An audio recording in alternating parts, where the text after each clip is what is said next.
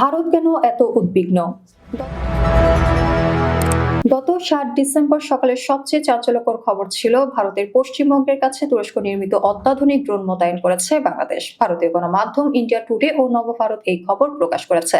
যদিও পরে বাংলাদেশ সরকারের পক্ষ থেকে ওই খবরকে ভুয়া বলে আখ্যায়িত করা হয়েছে। খবরটি প্রকাশিত হওয়ার সঙ্গে সঙ্গে এটি ছিল সবার মুখে মুখে, সবাই বিশ্বাসও করছিল। আসলে বিশ্বাস করার মতো পরিস্থিতি গত কিছুদিনে তৈরি হয়েছে উভয় দেশের মধ্যে। কিন্তু কেন হলো এমন পরিস্থিতি? অথচ এক সময় বলা হতো বাংলাদেশ ভারতের মধ্যে রক্তের সম্পর্ক। ২০১৯ সালের ফেব্রুয়ারিতে ডক্টর এ কে আব্দুল মোমিন পররাষ্ট্রমন্ত্রী হিসেবে কলকাতার দৈনিক আজকাল পত্রিকাকে দেয়া এক সাক্ষাৎকারে দুদেশের সম্পর্ককে স্বামী স্ত্রীর সম্পর্কের মতো বলে উল্লেখ করেন।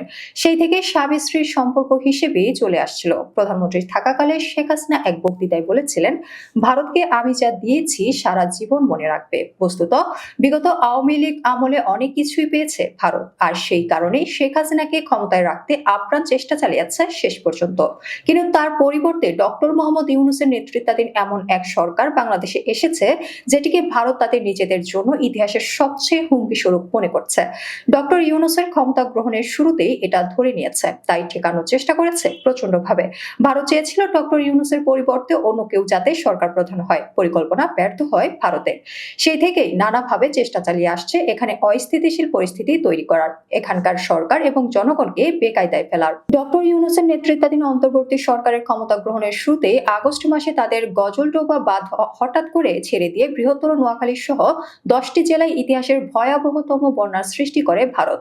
তারপর থেকে আর থেমেনি তথ্য সন্ত্রাস, সংখ্যালঘু ইস্যু সহ চলছে একের পর এক নানামুখী ষড়যন্ত্র। এর জের হিসেবে উভয় দেশের মধ্যে মনোমালিন্য এবং উত্তেজনাও বাড়তে থাকে। রাষ্ট্রদ্রোহ মামলায় ইসকন নেতা চিন্ময় কৃষ্ণ দাস গ্রেফতারের পর উত্তেজনা চূড়ান্ত রূপ লাভ করে। চট্টগ্রামে আদালতে হামলা চালিয়ে সরকারি আইনজীবী সাইফুল ইসলামকে কুপিয়ে হত্যা করে হিন্দু জঙ্গি সংগঠন ইসকন সদস্যরা।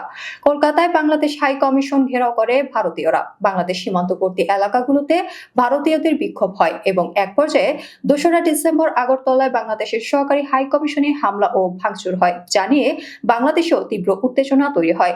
সরকারের তরফ থেকে বাংলাদেশস্থ ভারতীয় হাই কমিশনারকে তলব করে এ ব্যাপারে তীব্র প্রতিবাদ জানানো হয়। সারা দেশে ভারত বিরোধী বিক্ষোভ মিছিল ও সমাবেশ হয়েছে ব্যাপক হারে, এখনো তা অব্যাহত আছে। গত ৮ ডিসেম্বর বিএনপি ৩টি অঙ্গ সংগঠন ভারতীয় হাই কমিশন অভিমুখে বিক্ষোভ মিছিল, পদযাত্রা ও স্মারকলিপি দিয়েছেন এবং আগামীকাল বুধবার Dhaka to Akhaura long march কর্মসূচি ঘোষণা করেছে এই ৩ অঙ্গ ও সহযোগী সংগঠন।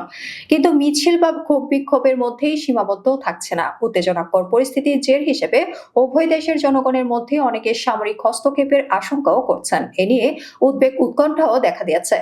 এরকমের কিছু ঘটলে উভয় দেশই মারাত্মকভাবে ক্ষতিগ্রস্ত হবে, এটা সবাই বুঝতে পারছেন। এ ব্যাপারে পশ্চিমবঙ্গের মুখ্যমন্ত্রী মমতা বন্দ্যোপাধ্যায় ভারতের কেন্দ্রীয় সরকারের প্রতি হুঁশিয়ারি উচ্চারণ করে বলেছেন, বাংলাদেশ সীমান্তে আগুন জ্বললে বিহার উড়িষ্যা রেহাই পাবে না। তিনি বিজেপি সরকারের প্রতি বাংলাদেশের সঙ্গে সুসম্পর্ক বজায় রেখে চলার পরামর্শ দিয়েছেন।